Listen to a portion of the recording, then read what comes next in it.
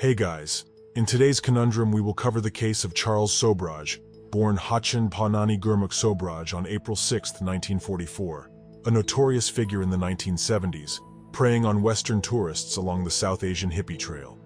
Infamously dubbed the Bikini Killer, due to the clothing worn by some of his victims, he was also known as the Splitting Killer and the Serpent for his uncanny ability to elude authorities.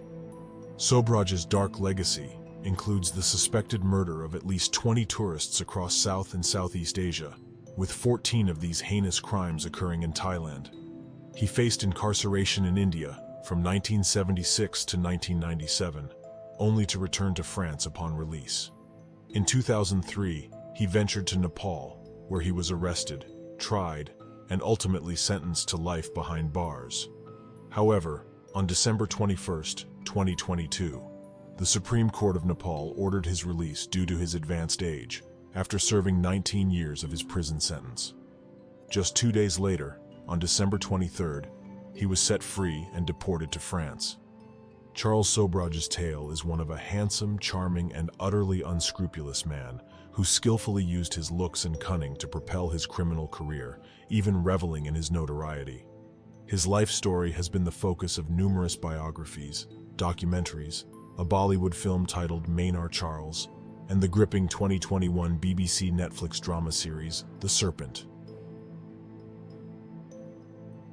Charles Sobhraj's early years were marked by a turbulent upbringing and a penchant for criminal activities. Born on April 6, 1944 in Saigon, he hailed from an Indian father and Vietnamese mother. However, his parents were never married, and his father disavowed him. Raised by his mother's new husband, a French army lieutenant stationed in French Indochina, his name was officially recorded as Charles Gurmukh Sobhraj in church records in 1959. But in this new family, he often felt overshadowed by his step-siblings, leading to a life of restlessness. In his teenage years, Sobhraj delved into petty crimes, landing his first stint in prison in 1963 for burglary, serving time at Poissy Prison near Paris. Inside prison, he was adept at manipulating officials, even securing privileges like keeping books in his cell. During this period, he crossed paths with Félix Descogne, a well-off young man and prison volunteer, who became enamored with Sobhraj. Upon his release, Sobhraj moved in with Descogne, alternating between high society in Paris and the criminal underworld. He accumulated wealth through a series of burglaries and scams. It was during this phase that he met Chantal Compagnon, a young Parisian from a conservative background. Despite Sobhraj's proposal of marriage and a subsequent arrest for evading police in a stolen vehicle, Chantal remained loyal throughout his sentence. They wed shortly after his release in 1970. By 1970, Sobhraj had obtained French citizenship through his mother's Vietnamese heritage. With Compagnon, he left France for Asia, trying to evade the law.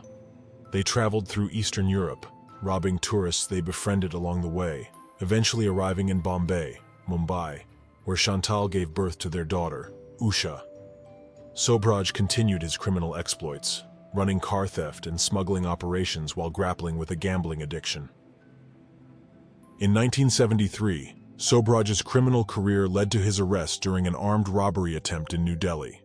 Despite an initial escape attempt aided by Compagnon, he was recaptured, only to secure bail money from his father and flee to Kabul.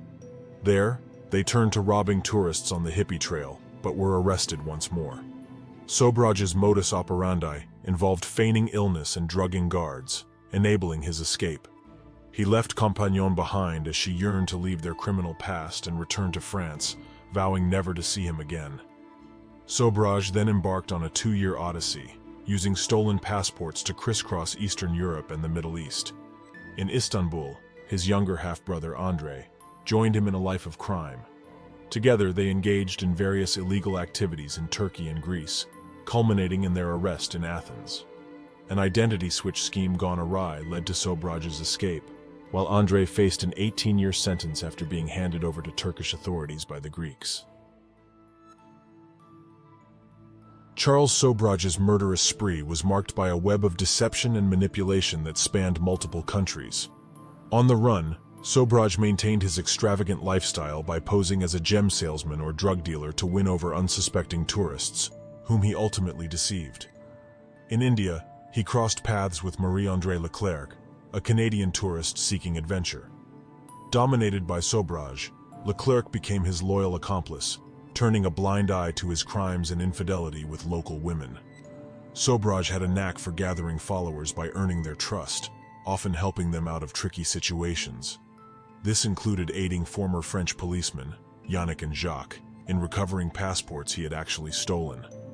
In another instance, he provided shelter to a Frenchman, Dominique Renelot, who he had secretly poisoned. Sobhraj was also joined by Ajay Chowdhury, an Indian accomplice who became his right-hand man. Their criminal journey took a darker turn in 1975, when Sobhraj and Chowdhury committed their first known murders. Victims were often recruited by the duo, and then poisoned.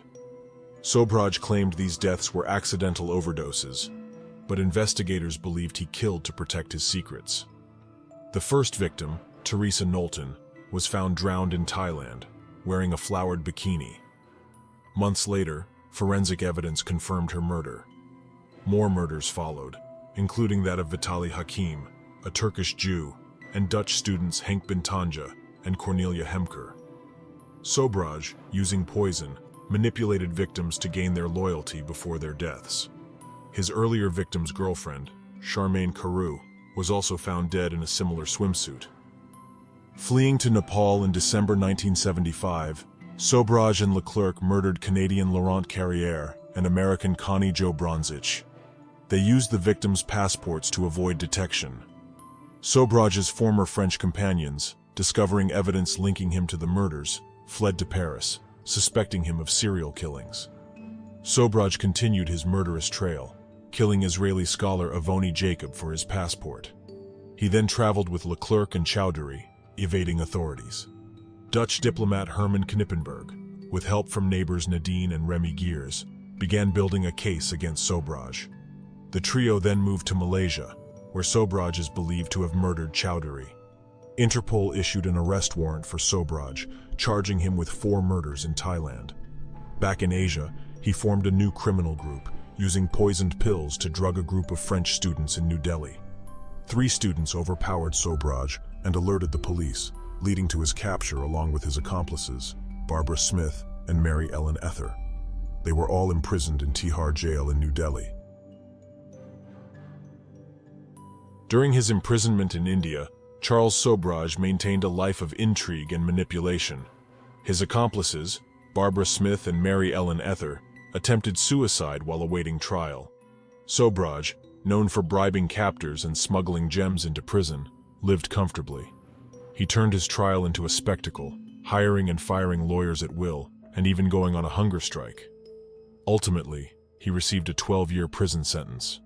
Marie-André Leclerc was found guilty of drugging the French students, but was later paroled and returned to Canada, where she battled ovarian cancer.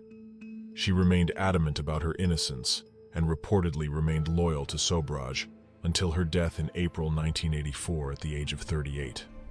Sobhraj's ability to bribe prison guards in Tihar reached astonishing levels. He enjoyed a luxurious life behind bars, complete with television and gourmet meals, while befriending both inmates and guards. He granted interviews to Western journalists, including Richard Neville in 1977 and Alan Dawson in 1984. Sobhraj's prison sentence in India was set to end before the 20-year statute of limitations for his crimes in Thailand, which would have led to his extradition and potential execution. To avoid this, in March 1986, he orchestrated a party in prison, drugged the guards and inmates, and escaped. He was apprehended by Inspector Madhukar Zende of the Mumbai Police at Okokero restaurant in Goa, extending his prison term by 10 years, as he had planned. On February 17, 1997, at the age of 52, Sobhraj was released, as many warrants, evidence, and witnesses against him had been lost over the years. With no country willing to extradite him, Indian authorities allowed him to return to France. After retiring to suburban Paris, Charles Sobhraj capitalized on his notoriety, charging hefty sums for interviews and photographs. The rights to a film based on his life fetched over $15 million. In 2003, he made a fateful return to Nepal, one of the few places where he could still face arrest. He was spotted by a journalist and subsequently arrested for the 1975 murder of Connie Jo Bronzich. Much of the evidence against him had been gathered by Dutch diplomat Herman Knippenberg and Interpol. Sobhraj appealed his conviction, alleging he had been sentenced without a fair trial. His wife in France, Chantal Compagnon, filed a case before the European Court of Human Rights against the French government for refusing to assist him. In 2008, Sobhraj announced his engagement to a Nepali woman, Nihita Biswas, and claimed he was never convicted of murder, requesting not to be labeled a serial killer. Reports suggested they married in prison during a festival, but Nepalese authorities denied this, stating it was part of a ceremonial event. The Supreme Court of Nepal upheld Sobhraj's life sentence for the murder of Connie Jo Bronzich in 2010, along with an additional year for entering Nepal illegally, ordering the seizure of his properties. Sobhraj's supposed wife and mother-in-law were charged with contempt of court for their criticism of the verdict.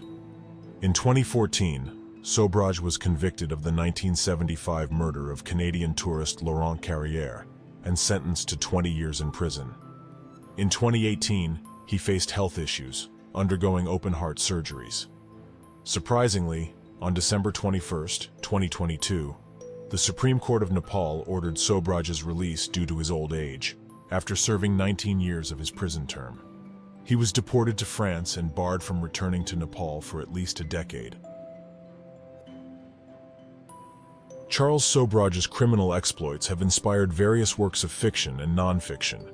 He has been the subject of 3 non-fiction books, including Serpentine by Thomas Thompson, 1979, The Life and Crimes of Charles Sobhraj by Richard Neville and Julie Clark, 1980, and a section titled The Bikini Murders by Noel Barber in the Reader's Digest collection, Great Cases of Interpol, 1982. Neville and Clark's book served as the basis for the 1989 made-for-TV film Shadow of the Cobra. In 2015, the Hindi film Main Are Charles depicted Sobhraj's escape from Tihar jail in New Delhi, with initial production involvement from Pooja Bhatt.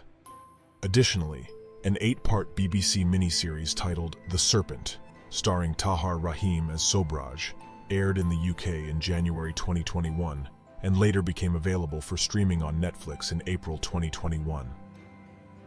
Thank you all who stick until the end of the video. I hope you liked it. Write me in the comments down below your thoughts and recommendations for future cases. I am Alex, and this is Conundrum. Stay curious and stay safe.